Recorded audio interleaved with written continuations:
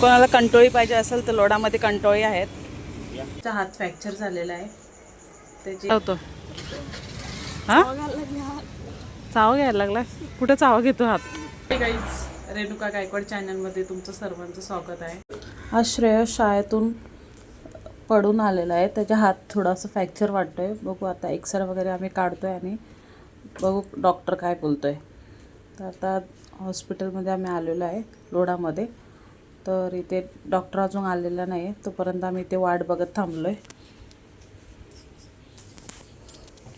त्याच्या हाताला खूप दुखतं आहे म्हणून तो बोलतो त्रास होता. ट्युशनला पण नाही केला. तर अजून काय डॉक्टर आला नव्हता तोपर्यंत आम्ही इथे बसलेलो. ते पण तुला तर फायनली डॉक्टर आता आलेला आहे. आम्ही चाललेलो आहे हॉस्पिटलमध्ये. आता डॉक्टर काय बोलतो कुठे चाव घेतो हात बघतो आणि नंतर निघतो आम्ही घरी जाण्यासाठी. डॉक्टर आलेला आहे. आम्ही जाऊन येतो. दवाखान्यातून आम्ही आलेलो आहे. थोडीशी हड्डी सरकलेली सांगितले डॉक्टरने. त्यानंतर आम्ही आलो भाजी घेण्यासाठी. इथे कंटोली आहेत. तर हा वर्षातून एकदाच भेटते कंटोळी खायला. म्हणजे पावसाळ्याच्याच महिन्यात भेटते खायला. तर 100 रुपये पाव कंटोळी आहेत. तर कोणाला पाहिजे असेल तर लोडामध्ये कोणाला कंटोळी पाहिजे असेल तर लोडामध्ये कंटोळी आहे. कंटोळी वगैरे आम्ही घेतली. त्यानंतर आम्ही आता घरी निघालेलो आहे. हा आहे श्रेयसचा एक्सरा वगैरे काढला. आता चाललो आहे आम्ही डॉक्टरला दाखवायला. एक्सरामध्ये तुम्हाला काय दिसतो हे कमेंट करून मला नक्की सांगा. तर चला आम्ही आता डॉक्टरकडेच निघालेलो आहे. आज श्रेयसचा हात फ्रॅक्चर झालेला आहे. त्याची कबड्डी खेळताना तो पडलेला आहे आणि त्याच्या हाताला थोडंसं मार लागलेला आहे. तर आताच हॉस्पिटलमधून आलेली आहे. डॉक्टरने सांगितलं थोडंसं क्रॅक आहे. क्रॅक नाही म्हणजे थोडंसं गॅप झालेला आहे. थोडंसं हड्डी क्रॅक वगैरे नाही झाली. तर आता औषध वगैरे दिल्यात बोलले 2-3 दिवसांनी परत त्यांनी बोलवलं आहे. तर बघा एक ना एक पनवती चालूच आहे मागे. आता गेल्या टायमाला ह्यांच्या गाडीवर झाड पडलेला.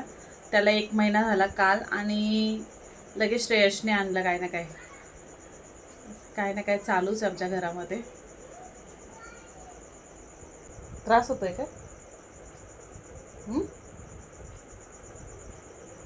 श्रेया इकडे अभ्यासाला बसलेली आहे. हे पण इथे बसल्यात. त्यांच्या पण कमरेला थोडा त्रास आहे म्हणून सुट्टीवर येते. तर आता बघूया.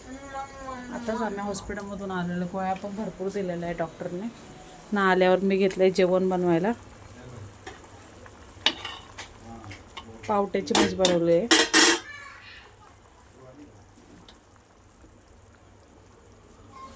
श्रेया हट्ट करते का उद्या मला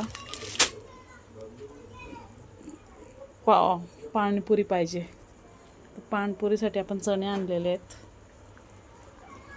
उद्या जास्त बनवायचं ते. काय उद्या जास्त बनवायचं? सगळेच नाही बनवायचं. सगळेच अर्ध्याच एवढा तरी बनवायचं. सगळं पुरलं पाहिजे. सगळ्या पानपुरी बनवायची होते. जास्त पानपुरी बनवायची. मग संध्याकाळीच कदाचित आम्ही जेवण नाही बनवणार. हा बोल बेटा. एवढा मस्त चम्मच घेतली तुझी की याच्यामध्ये रस्सा नाही फक्त बिड्डा येईल. अगं चम्मच मी त्याच्यासाठी नाही घेतला. असं कांदा हलवायसाठी घेतला. राहू दे होते ना. कशाला त्रास देते? त्रास देते याला मी. दुखतो याच्या माहिती का? श्रेयाची नाटक अशी काय ना काय खोडी काढत राहते.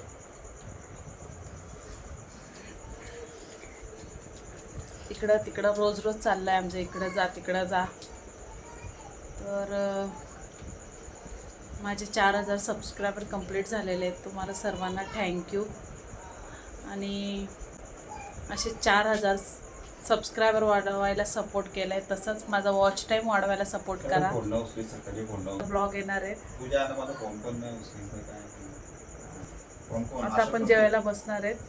भाजी ठेवली गॅसवर. भाजी झाल्यावर आपण आता जेवायला बसतो. तर भेटूया आता जेवताना. काहीच आम्ही जेवण बघा काय बनवलं आहे. पावट्याची भाजी बनवली आहे आणि इथे खारवड्या आणि मिरच्या तळलेल्या आहेत. इथे दुपारची कंटोळीची भाजी आहे. इथे भात. तर या जेवायला. काय वाढवू रे तुला? गाईज बघा असं जेवण आहे आज. या जेवायला. भाजी चला, मी आता जेवायला बसते. इथे श्रेया पण बसली जेवायला. इथे श्रेयश बसतो जेवायला. तर चला.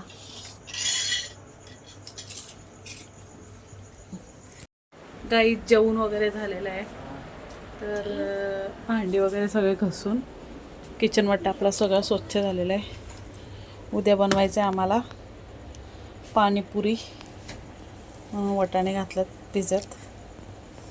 भांडी वगैरे लावून झालेली आहेत सर्व.